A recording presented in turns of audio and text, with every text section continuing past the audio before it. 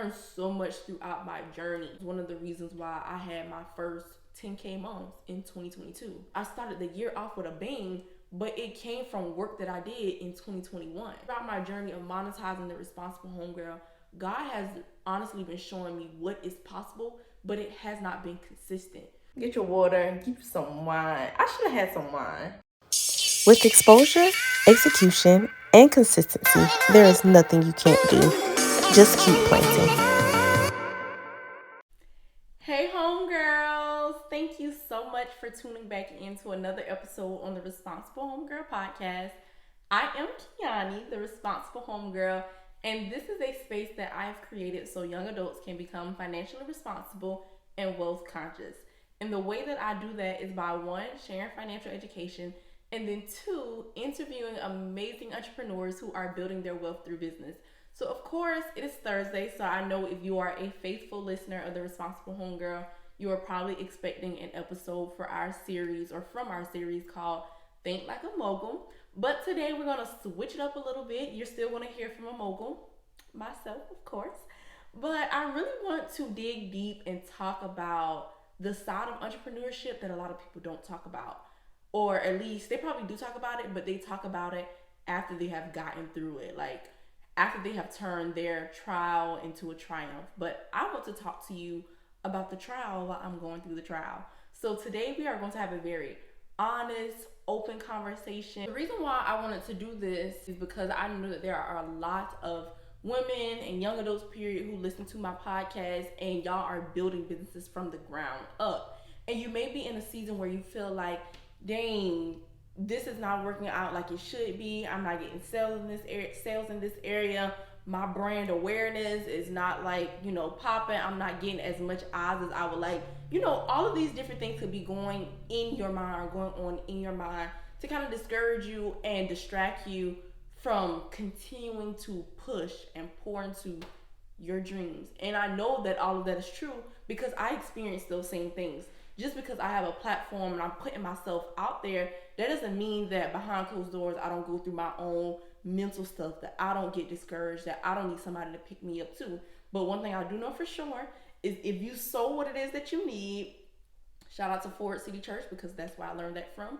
If you sow what you need, I promise you, you will reap that back. You will get it back. So I need encouragement. I need, to be lifted up. And by me pouring into y'all, I'm definitely going to get refreshed from doing this. And I pray that as I'm sharing more of my story, you will just be encouraged to keep going no matter what.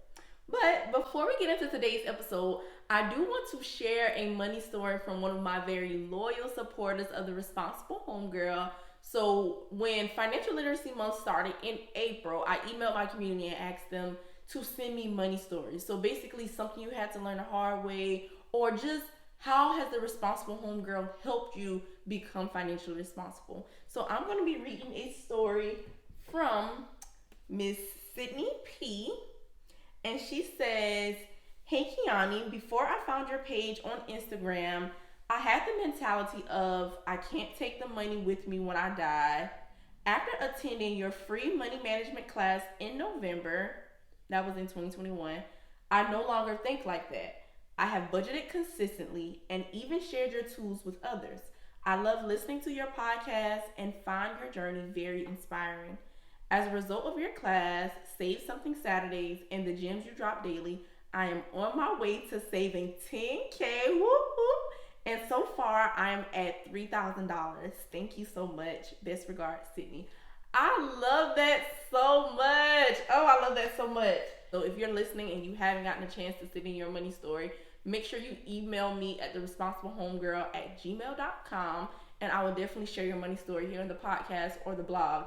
But I especially wanted to share that money story because reading things like that really keep me going. When people DM me different things, when people just tell me how something small that I have said or some content that I have created has literally transformed something in their finances, it just does me justice. It does me so well. This journey of building a business is not easy. It is not easy at all. But let's get into business is hard AF. The things that people do not tell you about, concerning entrepreneurship. So first thing first, I started the Responsible Homegirl really as a hobby. So I was sharing all of this financial education, creating all of this content, and I had never thought that I could really monetize it. It was just a way where I knew I could help other young adults not experience what I had experienced. Basically, y'all know my story. If you don't, go watch, like, I think episode 1 when I'm talking about becoming the responsible homegirl. But long story short, I didn't want any young adults to experience the financial stress that I felt, be facing eviction, be going through different stuff because of a lack of financial literacy. In school, we are not taught about financial education or anything, but it comes a point in our lives where we actually have to pick ourselves up and take accountability and responsibility for our financial decisions. So I said all that to say, I started this as a hobby. Now, when you're starting something as a hobby, it's just fun. It's something you like to do, and it's still fun. It's something that I like to do. But as I'm doing more research, I'm like, people actually monetize their Instagram pages. And before, I did not have no YouTube. I didn't have a blog. I didn't have a podcast. I had none of that. I was literally just pouring all of my time, energy, effort into an Instagram page. However, what I learned was you can monetize an Instagram page, but it's not really the page that you're monetizing.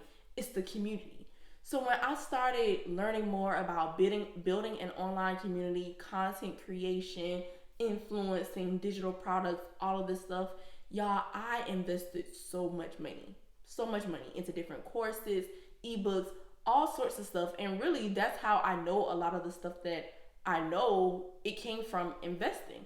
Even if I didn't necessarily get the results that I wanted to get right away, best believe I still learned something that I took away and could apply to the Responsible Homegirl. From those investments that I made, here I go. I started creating different digital products, and in my journey of monetizing the Responsible Homegirl, I definitely had like a lot of blocks in the way. There was things that I would say had my attention that took away my focus from building the Responsible Homegirl. Like when I graduated, the full-time job that I had, I wasn't putting that much attention into the Responsible Homegirl, and I really wasn't taking it that serious.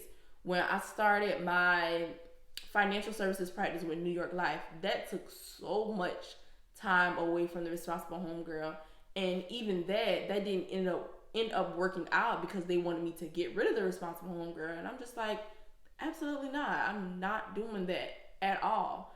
And in that moment, I was in between how they say it? I was in between a rock and a hard place, not because of me not believing in the Responsible Homegirl, but me believing in, like, if I do XYZ, I know I can make money from this company with New York Life. However, this is 100% commission as well. So if you have to bust your behind and work and make these connections and do this, that, and the other to make money with New York Life, why can't you do that with the Responsible Homegirl? So of course, I decided the Responsible Homegirl and left New York Life in the dust. They're not a bad company. They're not, bad people. It just wasn't in alignment for me, and I wasn't about to throw away something that I had poured so much of my time, energy, effort, and money into. Like, the Responsible Homegirl is my baby for real. So after that, I tell y'all no lie, a couple of months later, maybe not even a whole couple of months, there may be a couple of weeks later or 1 month, I had a brand reach out to me to do a partnership. And it wasn't something that I reached out to them for. I didn't pitch them. I had already had experience in the past with pitching different brands, but I either didn't get a response back, or sometimes people be like, we're not looking for an influencer right now. Just different stuff within their own journey.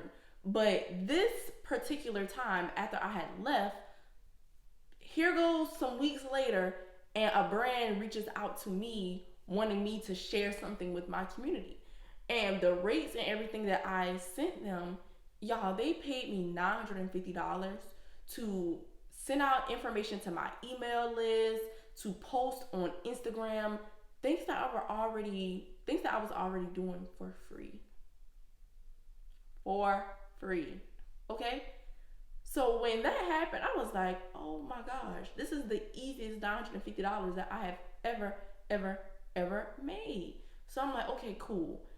I know for a fact that I can monetize the Responsible Homegirl, not just from my community, but also from other organizations, other businesses, because my community is valuable. From that definitely inspired me. That definitely encouraged me. I'm like, okay, Kiani, keep showing up consistently. Keep putting yourself in a position to win. So I created this other digital product, my lifestyle budgeting ebook, and that went really well. But it didn't go. It wasn't as big as I thought it was going to be, because a lot of my community, they always ask me questions about budgeting. So I'm like, okay, cool. If I put my whole entire process and lay this thing out from A to Z, I know for a fact my community is gonna go crazy when I release this lifestyle budgeting ebook. They didn't go crazy. They went it was a little lukewarm, but it wasn't hot.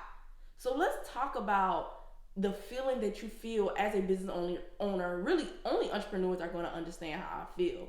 Let's talk about the feeling that you get when you plan out a whole launch, this marketing campaign, you do everything to the T, and your results just don't turn out like how you were wishing that they would, like you were hoping that they would. Baby, like, it was so much mental stuff that I had to go through. Like, I had to swallow my pride, get rid of my spirit of entitlement, and really just keep going, because entrepreneurship is all about what is going to stick. Are you going to keep throwing stuff at the wall, or are you going to cry about it? And that's literally what I tell myself. And I'm going to do both. I'm going to cry about it, and I'm going to just keep throwing stuff at the wall and seeing what sticks. I'm going to still be showing up. I'm still going to be promoting, because I know after a while, something is going to pop. And that's the same thing that I want to share with you. After a while, something is going to pop. So now, boom, fast forward. In the process, I don't even want to share this story in chronological order, because I be having a lot going on, y'all. A whole lot. I get a lot done, but the story just going to be all over the place. So I'm not going to share it in chronological order. I'm going to just talk about different ways in which I have monetized the Responsible Homegirl. So I want you to think about the Responsible Homegirl as an umbrella. And then under that, I have my digital courses, I have my planners, I have Saturday school, and then wholesaling mobile homes. That's also a leg of the Responsible Homegirl. So now let's talk about, we talked about the digital products. Let's talk about these planners, okay? The For Executors Only planner. Now, the planners, I love them to death. Love them to death. When I started the research phase of making these planners come to life, I'm like, okay, am I going to get a manufacturer, or am I going to hand make these planners? Now, getting a manufacturer, that was more expensive for me at the time. And I'm not even going to lie to y'all, I was a little scared, because when you get a manufacturer, you can't order 25. You can't order 50. No, some of the minimum order quantities was like 200, 300, 500. And just being real, I was a little afraid. Like, I don't even know if my community is going to buy 200 planners yet. I needed to test it out a little bit. So then, boom, I did some research on the hand making process. So I invested in a course. One thing about your girl, I am going to invest, because I want to skip all of the fluff that's online. But anywho, I invested in this course, learned how to hand make planners, how to launch, just did all of this stuff, right? And it went well. However, I found out after hand making these planners that I don't like hand making stuff. Like, I just don't feel that it is a good use of my time. I could be doing other things besides putting together a planner. Now, it was special that I literally touched each and every planner that I got out there. But do I want to do that in the future, just being real with you? No, that's another piece of entrepreneurship. Experimentation. Seeing what it is that you like and what you don't like, because everybody does not like the same things, and it is okay. But anywho, I found out that I don't like hand making stuff. Two, it was very costly. Like, it was cheaper for me to do that up front, because I did pre-orders, and basically the money that I got in from the pre-orders, that funded the project. But when I actually sat down and did the numbers, y'all, Cha. It was crazy. It was crazy. Crazy. And just for the sake of this conversation, I want to be real with y'all so y'all can real life understand that nobody has it all figured out and everybody is figuring it out as they go. But you're not going to know until you try. But let's get back to these planners. Off of my first launch, I made about $1,200. When I sat down and actually did the numbers, y'all, my profit was like $190. So I'm looking at it and I'm like, oh my gosh, I made $1,200 off this. And the profit was $190. Now, mind you, the supplies and everything that I purchased, it was for 100 planners. So it wasn't really fair that not fair, but how I calculated is still like, how can I say this? How can I say it? The supplies and everything that I purchased was enough to make 100 planners. And that included shipping, that included basically like the coils, the equipment, the thank you notes, thank you cards, all of that stuff. I purchased enough for 100 planners. So even now I have planners left, and all of the planners that I sell that was not a part of my pre-order phase, all of that will be profit. But we're just talking about from the pre-orders. I was like, this is ridiculous. This is ridiculous. I literally wanted to cry because I did so much work. And yes, I was very happy and very grateful that I broke even and that I did make a little bit of extra money. And now I'm in a position where the planners that I sell now are going to make me more profit. But I share that story to say it may look good on the outside. It may look like, oh, something was so successful, something was so profitable. But did you look at your numbers for real? Did you actually write down to the T what you spent, what you made back, how much you have left over, and look at your future projections?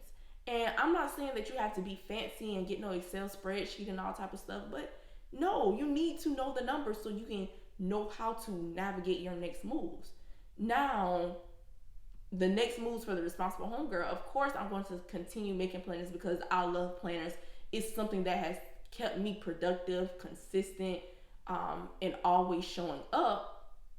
However, we're going to take a different route. I'm going to go the manufactured route. I'm not hand making no more planners. I'm not doing it. I'm not doing it.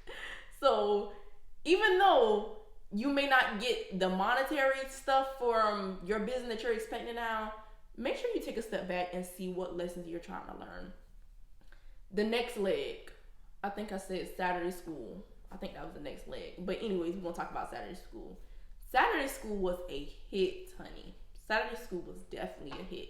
So I realized that kind of comparing it to the budgeting ebook versus Saturday school, what I kind of gathered from my observations was people are more prone to something that they can tangibly touch or a result that they know they're going to get or they think they're going to get.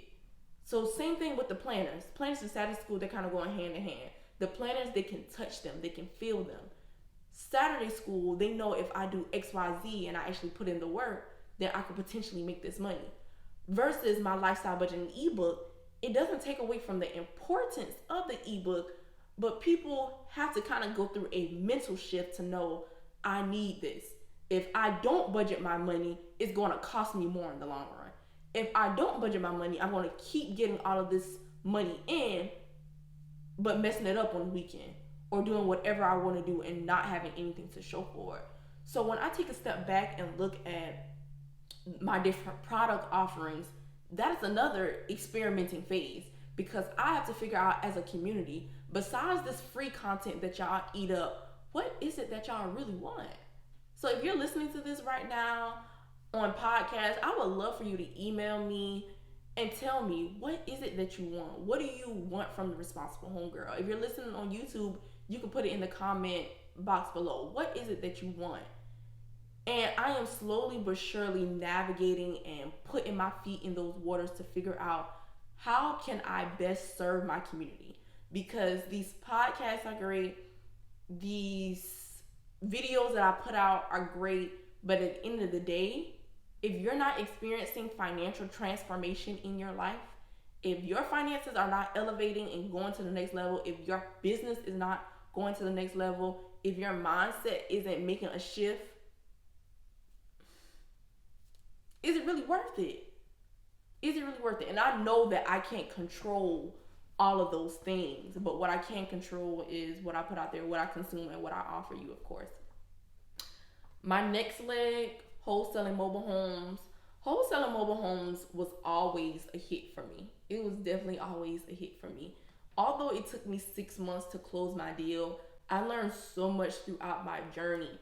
And wholesaling mobile homes was one of the reasons why I had my first 10K months in 2022.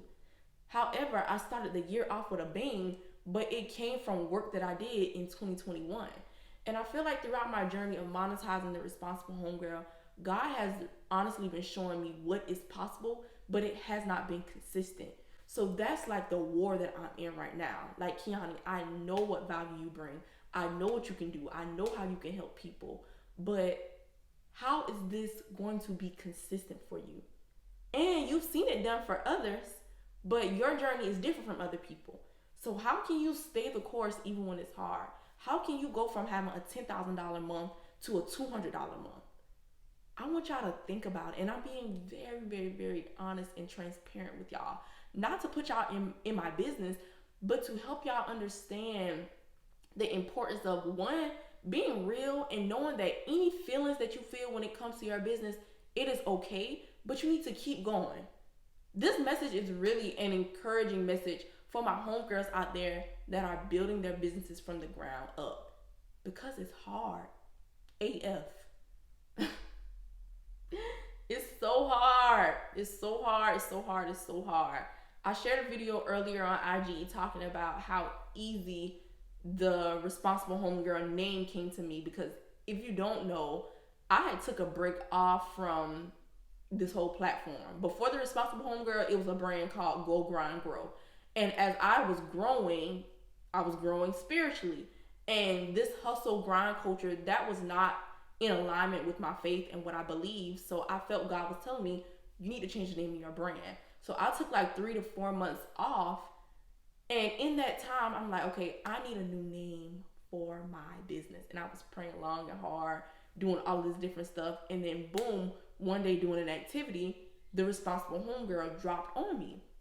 And I'm like, that same ease that name came with, I want to operate my business in ease. I don't want to be stressing and hustling and just doing all of this different stuff when I have seen in my business and in other people's lives how God continues to provide.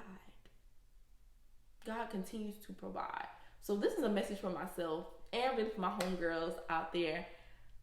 If you are building a business, I want you to know that other people are experiencing very similar things. Entrepreneurship has a way of making us feel lonely and isolated, and as if things, as if we are the only people experiencing those things. But I'm here to tell you that that is far from the truth, very far.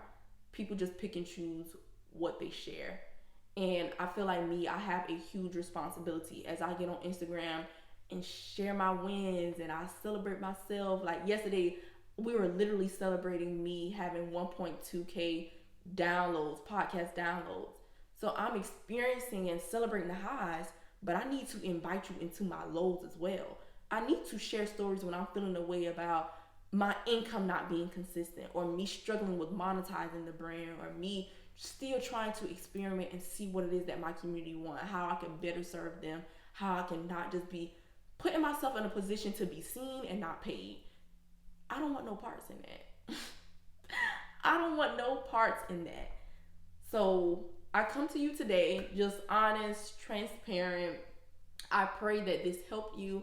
Please comment below any feelings that you have about building your business, what has helped you, because I stand on this platform, but I can learn just as much from you as you can learn from me. Don't forget to send me your money stories. You can send them in to the responsiblehomegirl@gmail.com. I will be sharing them on the podcast, on the blog, all of that good stuff. Remember my partnership with Kikoff. If you are listening and you need to increase that credit score, go apply for an account with Kikoff. It costs $2 a month, no interest, no fees. Let's get into it, okay? One of the favorite things that I like about it is you automatically get approved for a $500 line of credit. And as you use that line of credit and pay it back, they report all of those good credit behaviors to the 3 major credit bureaus. So definitely lock in with Kikoff and just take your credit to the next level.